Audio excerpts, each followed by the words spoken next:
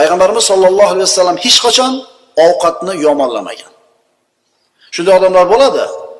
Albatta bir narsa deydi-da.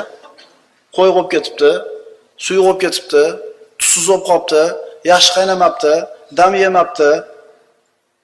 Birodarlar, Payg'ambarimiz sollallohu alayhi vasallamning sunnati u zotning oldiga bir ovqat olib kelinsa, yoqsa yeganlar, yoqmasa chekiga surib qo'yavergan.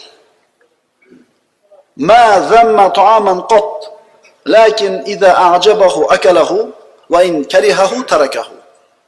Imom Muslimdan Nabiy sallallohu alayhi vasallam hech qachon oldiga qo'yilgan taomni yomonlamagan. Agar yoqtirsa yegan, yoqtirmasa uni nima qilgan? Tark qilgan. Ortiqcha birodarlar maqtab bo'lmaydi ovqat. Yomonlab ham bo'lmaydi.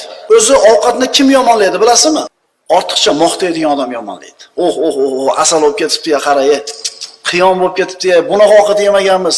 Yo'q, bo'lmaydi.